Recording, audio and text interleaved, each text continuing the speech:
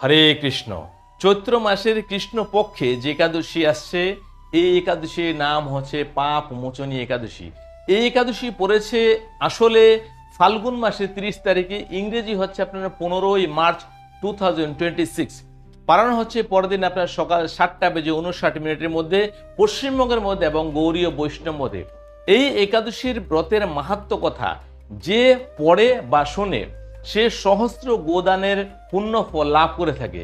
এই একাদশী যারা করে তারা ব্রহ্মহত্যা এবং সোনাচুরি আর হচ্ছে গুরুপত্নী গমনকারী এবং যারা শরাব পান করে থাকেন এই সমস্ত পাপ থেকে মুক্ত হয়। কোনো এক সময় মহারাজ যুধিষ্ঠিরজি জানতে এসেছিলেন ভগবান শ্রীকৃষ্ণের কাছে। ভগবান শ্রীকৃষ্ণ বলেছেন যে এই কথাটাই কোনো এক সময় রাজা মান্ধাতা জিজ্ঞাসা করেছিলেন লোমশ মুনিকে। তো ওনাদের দুজনের মধ্যে কি কথোপকথন হয়েছিল সেই কথাটা আমি তোমাকে বলবো, তাহলে তুমি সেটা শ্রবণ করো। তো আমিও আপনাকে সেই কথাটাই বলবো। তো ভগবান শ্রীকৃষ্ণ বললেন যে কোনো এক সময় একটা চৈত্র রথ নামে বন ছিল, সেই বনের মধ্যে স্বর্গ থেকে কিছু গন্ধর্ব এবং অপ্সরা এসে বীণা বাজাতেন এবং গান করতেন এবং নৃত্য করতেন। তো সেই বনের মধ্যে মেধাবী নামে একজন ব্রাহ্মণ ব্রহ্মচর্য ধর্ম পালন করার জন্য উনি সেখানে গিয়েছিলেন। উনি তপস্যাতে রত থাকতেন। তো যখন সেই অপ্সরাগুলো আসলেন তার মধ্যে একজন অপ্সরার নাম ছিল মঞ্জু ঘোষা। উনি সেই ব্রাহ্মণের ব্রহ্মচর্য ধর্মকে নষ্ট করার জন্য এক কোষ দূর থাকতেই ওনার তেজের জন্য আর কাছে যেতে বলে না। তো সে তার মনের সুখে বীণা বাজাচ্ছিল এবং গান করছিল। তো ঘুরতে ঘুরতে সেই ব্রাহ্মণ যে তপস্যা করছিলেন বনের মধ্যে, উনি ঘুরতে ঘুরতে তারই সামনে চলে আসে। সামনে এসে তার রূপ দেখে সে মোহিত হয়ে যায় এবং তার দিকে এগিয়ে আসে। এগিয়ে আসার পরে সে মঞ্জু ঘোষা নামে যে অপ্সরা ছিলেন, উনি তো ওনার অ্যাকচুয়ালি ধর্ম নষ্ট করতেই এসেছিলেন এবং সেই অপ্সরাকে পাঠানোই হয়েছিল তার ব্রহ্মচর্য ধর্মকে নষ্ট করার জন্য। সেজন্য উনি বিনা মাটিতে রেখে দিয়েই সেই ব্রাহ্মণকে গলায় জড়িয়ে ধরলেন, আলিঙ্গন করলেন। তো ব্রাহ্মণও তাকে জড়িয়ে ধরলো এবং তারা কামে দুজনে লিপ্ত হয়ে গেল। এভাবে সেই অপ্সরার সাথে অনেক দিন গমন করলেন। এবার অনেক দিন হয়ে যাওয়ার পরে একদিন অপ্সরা ওনার কাছে অনুমতি চাইছে যে স্বামী, অনেক দিন তো হয়ে গেছে আপনার কাছে আমি রইলাম, এবার আমাকে আমার জায়গায় যাওয়ার জন্য অনুমতি দিন। তখন সে মেধা নামে ব্রাহ্মণ বলছেন যে এই তো তুমি সকাল এসেছো, সন্ধ্যা হয়েছে, সকালটা হতে দাও, তারপরে তুমি চলে যাবে। তখন উনি বললেন অপ্সরা যে আপনি আমাকে ক্ষমা করুন, আপনি একটু হিসাব করে চিন্তা করে দেখুন এরকম কত সকাল কত সন্ধ্যা হয়ে গেল।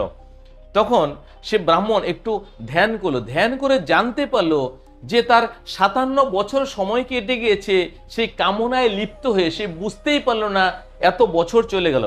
সেজন্য ও বুঝতে পারলো যে আমার সমস্ত তপস্যা, আমার ব্রহ্মচর্য ধর্ম এই সব কিছু নষ্ট হয়েছে, পুণ্য নষ্ট হয়েছে।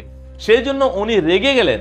রেগে গিয়ে বললেন, আরে পাপিনী, তুই আমাকে পাপ করার জন্য, আমার ধর্ম নষ্ট করার জন্য এসেছিস, তোকে আমি শাপ দিচ্ছি, তুই পিশাচিনী হয়ে যাবি। তো এই কথা বলাতে সেই অপ্সরা বললেন যে আমি শুনেছি যে সাধু পুরুষরা আছে তাদের সঙ্গে 7টা বাক্য বললে বা 7 কদম চললেও বন্ধু হয়ে যায়। আর আপনার তো আমি এতদিন সেবা করেছি, তাহলে আপনি আমার উপরে কেন ক্রোধ করছেন বা আপনি আমাকে কেন অভিশাপ দিচ্ছেন? যদি আপনি শাপ দিলেনও বা, তাহলে এর উপায় কি করে হবে, কি করে সেই পাপ থেকে মুক্তি পাবো সেই উপায় আমাকে বলে দিন। এই কথা উনি বললেন। কিন্তু তৎক্ষণাৎ সেই অপ্সরার চেহারা একদম খারাপ হয়ে গেল। যেহেতু তুমি ধর্মের কথা বললে, তাহলে তোমাকে একটা উপদেশ দিচ্ছি, সেই উপায় আছে। তো চৈত্র মাসে কৃষ্ণ পক্ষে যে একাদশী আসছে, এই একাদশীর নাম পাপ মোচনী একাদশী।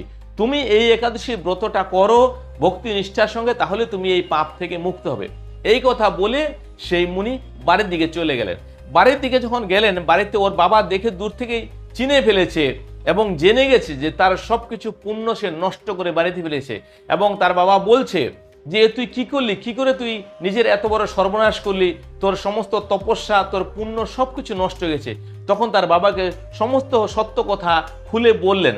তারপরে ওনার বাবাকে বললেন যে আপনি এখন আমাকে উপায় বলুন, কি করে আমি এই পাপ থেকে মুক্তি পাবো এবং আমার সেই পুণ্য আবার আমি ফিরে পাবো। সেই সময় ওনার বাবা অর্থাৎ চব্বনমণি উনি বললেন যে এই চৈত্র মাসে কৃষ্ণ পক্ষে যে একাদশী আসে, এটা অনেক পাপ নষ্ট করে। এই একাদশীর নাম হচ্ছে পাপ মোচিনী একাদশী। তুমি এই দিন একাদশীর ব্রত করো, অবশ্যই তুমি পাপ থেকে মুক্ত পাবে এবং তোমার সেই আগের বল এবং তপস্যার ফল তুমি ফিরে পাবে। তারপরে সেই পাপ মোচিনী একাদশীর দিন আসলো, অর্থাৎ এই চৈত্র মাসের কৃষ্ণপক্ষে যে একাদশী, এই একাদশী সেই অপ্সরাও পালন করলো এবং সেই মেধা নামে যে মুনিটি ছিল উনিও একাদশী পালন করলো। সো এই একাদশী করার ফলে সেই অপ্সরা আগের রূপ আবার ফিরে পেয়েছে। তারপরে উনি আবার স্বর্গে গমন করলেন এবং সে যে মুনি ছিল, যার নাম ছিল মেধা, উনিও সমস্ত পাপ থেকে মুক্ত হয়েছিল এবং তারপরে উনি তপস্যায় আবার রত হয়েছিলেন। তো এই একাদশীর ব্রতের মাহাত্ম্য কথা যে শোনে বা পরে একাদশীর দিন, সেও সহস্র গোদানের ফল লাভ করে, এ কথা ভগবান শ্রীকৃষ্ণ বলেছেন। হরে কৃষ্ণ।